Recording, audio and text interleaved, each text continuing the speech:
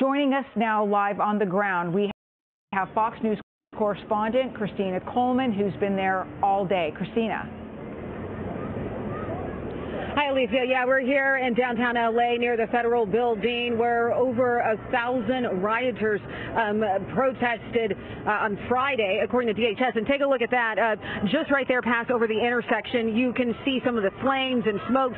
That is because at least 2 Waymo vehicles have been set on fire here during these anti-ICE protests. There's a number of Waymo vehicles around in this area. They've been tagged. There's all kinds of vulgar slogans and slurs written all over them, saying very awful things about ICE. And, you know, as we've been reporting, ICE has just been carrying out their operations. They executed immigration raids on Friday, and people did not take well to that. People who do not support the mass deportation efforts by the Trump administration.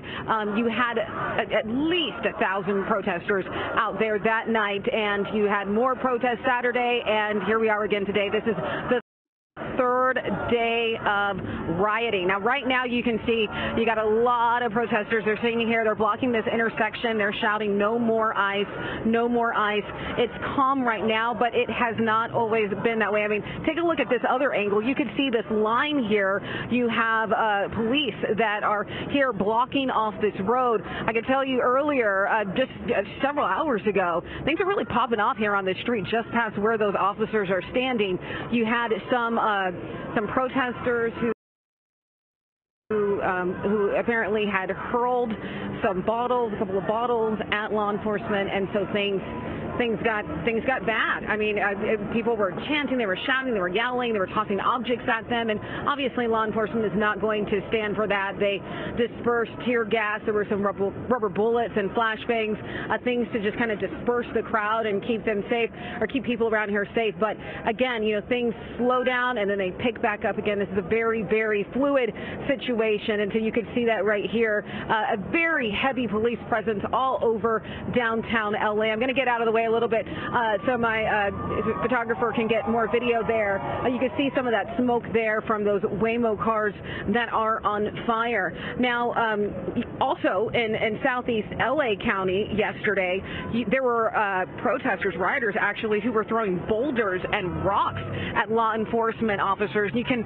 only imagine how dangerous that could be. I mean, that could cause, you know, a crash, or just incredibly, incredibly dangerous.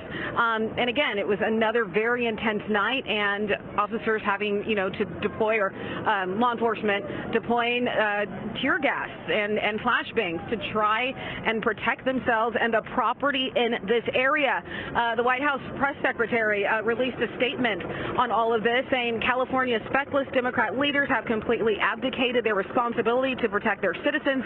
That is why President Trump has signed a presidential memorandum deploying 2,000 National Guardsmen to address the lawlessness that has been allowed to fester. And, you know, at least 300 National Guardsmen are here in the LA County area to try and keep the community safe. So that is the situation here on the ground. Things are peaceful for now. Has not always been that way. Just a couple hours ago, things got violent with people hurling things at law enforcement. But things are calm for now. Alicia? And Christina, just to, one thing that you can't see, we have some close-up live pictures of those vehicles on fire. It is a striking scene from the vantage point that we are getting, also separate from the area where you and our Fox News photographer Andy Royer are standing. But just to kind of do a little bit of a reset here for folks, let's talk about the why exactly this started. We talk about those ICE raids that happened on Friday, and we can put up those pictures of some of the people who they were in there. These ICE agents were in there to arrest. The list of charges against them, the list of crimes that these people are associated with is long and quite frightening. Christina, can you bring us up to date on that?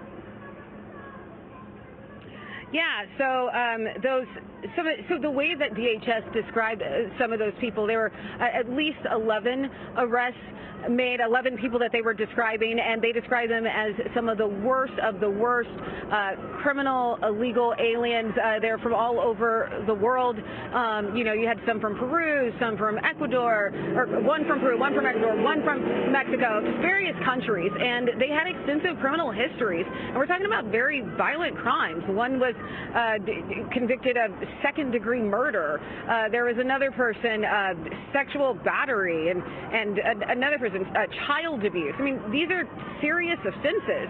And again, law enforcement very clear here, saying that they're going to do their best to try and get those people off the streets. You're hearing some of the flashbangs here. We're going to go ahead and move around just a little bit. Andy, can you zoom in past there so they can see even more of the protesters where it just surrounds that whole interstate? And just a couple hours ago also, you had protesters take to the streets. They were on the 101 southbound, just walking down the roads. I mean, it is it's just appalling when you think about some of the violence that has occurred on the law enforcement, the disruption of this community, the graffiti, the tagging. I mean, it just completely unnecessary. But yeah, at least as you said, Friday when there were those immigration raids going on, things really fired up out here, and you had a lot of people protesting. ICE Acting Director Todd Lyons called the situation appalling in terms of the chaos. What are you saying, Andy? Andy is a better vantage point for me, saying it might appear to be a building on fire near the Waymo cars. We're hearing sirens coming in that direction. I'm not sure, Alicia, if you have a better vantage point or cameras, if you guys are able to see that from another camera shot. But from here, I can see flames. I can see more smoke, and I hear a lot of people cheering. So that's what we're seeing right now. And Christina, and I don't know if Andy, our photographer, can tell you, or if you can tell, when you're talking about a building that is possibly on fire, are these all businesses in this area where you are? Are there homes in this area, or is this just where you see just a lot of commerce? A lot of commerce. We're right here near the federal building. You got the detention center, the courthouse. I'm not seeing a lot of houses right here in this intersection at Alameda and Commercial Street, and here near this federal building.